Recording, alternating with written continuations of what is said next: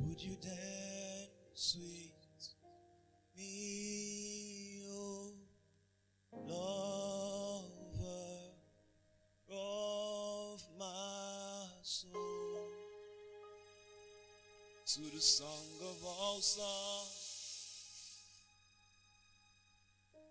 It was a special Saturday atmosphere as the wedding bells ring in sync with the love in the hearts of both bride and groom. Finally, a knight in shining armor had arrived.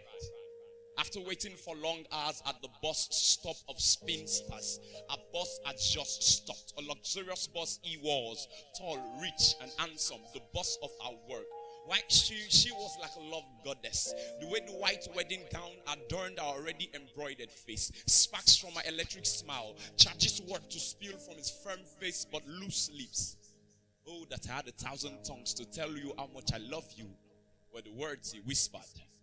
As she walked down the highway, cousins and relatives' cars packed in traffic like drug trafficking. She was this white drug, covered in transparent veil. Everyone was staring at like police catch thief. She gets to the altar. She says, I do and him too.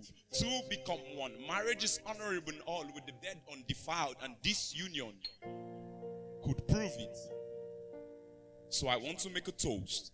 Cheers to every virgin in the house whose leg did them like overcooked spaghetti, but did not allow the water to spill from the boiling pots, to quench the fire on the altar for the love of their ones, for the love for their ones whose eyes are full of fire, but for the water of his word quenches every wrong desire. Just to those who fled at the face of lust, through very few fighting through his word to marry as virgins. Just to those who mocked by friends who failed the mock exam of purity. Maybe that's why they get an A in heartbreak, and their voices ring like clumsy secondary school break-up time bells with the news that all men are the same. No one at school wasn't any different. Going to school is not the proof of education. You can ask Bill Gates, even though you can get educated in school. Ask Ben Carson. Likewise, sex is not the proof of love. Ask the prostitute you meet on the street, even though every lovely marriage has sex following it. Please do not ask your parents this, and if you still do not believe, then why aren't prostitutes the most loved people in the world? Keep his thoughts like a bulletproof whenever he comes to you with the gun of his tongue from his arsenal of words, striking you with bullets of seduction with words like, hey baby, I know I'm a player, but you are my Champions League final.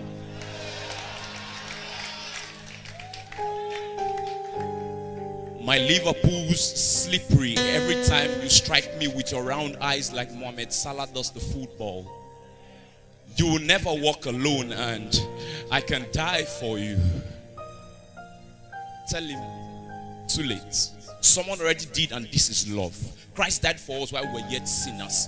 Keep this thought safe at the first bank of your minds, and be ready to withdraw whenever he charges you with lust. Pay him in full words and tell him, keep the change. Just to those waiting for God's time, I have good news for you. God's time is not the best time, it's the only time. Every other time is a waste of time. Timeless. I know, like me, there are people here who've thought about the wedding night. When family and friends are gone, and you're left to light the fires of love like fireflies does a dark night. But this is exactly where I have a problem. People who are married to Christ but still remain spiritual virgins. What are you keeping it for?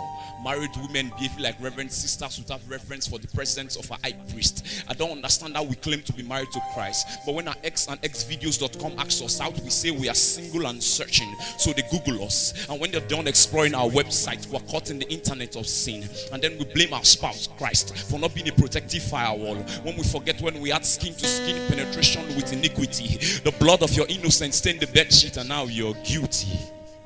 So we run away and masturbate our ego's eye in pride, which goes before a fall. We never allow the Lord's hands to touch us, nor his words to penetrate us through. Why do we form holy, holy for our husbands, the holiest of all? For man does not see as God sees. In no time we'll run around in circles looking for a life partner, when no matter how it goes to be for ring road, he will never leave you nor forsake you. But because you no see wedding ring, you can't run around the relationship track like Usain Bolt. Why do we friend zone God? Singing songs like, I am a friend of God. When he wants to be more intimate with us, it's like the wedding night we talked about. When your family and friends are gone and you're left with your spouse, the one you have given your life to, he then looks at you eye to eye, says, don't touch me. We're just friends. Friends, these words get to me every single time it is uttered. You think you have them until your life falters, and then there's no one left to pick you up from this scatter. Even the Lord Jesus had 12 of them, but only one stood at his cross. Let me announce to you, he was not just a friend, he was a lover. Friends are like your shadows. They leave you when the place is dark. But lovers, they stick with you, especially at the dark nights, because then they can see you more clearly than the Batman. Friend, do you betray me with a kiss? Jesus asked Judas Iscariot at the Garden of Gethsemane and asked you this wedding night. Do you betray him with the kiss of parading yourself like a godly Christian when you have no idea what it means to be married to Christ? Do we take care so much of the outward man that the inner man is left sick and impoverished, full of dead men's bones? So this is what we simply do. When the ceremony is done, we just take the Ancient of Days to our wardrobe for days like old clothes, no functional purpose, but we just keep him locked up in his matrimonial home. But as long as there's life, there's hope. So I implore you, come boldly this wedding night to his throne of grace and ask him to fill you with his passion and love. Make sure you consummate your wedding this night.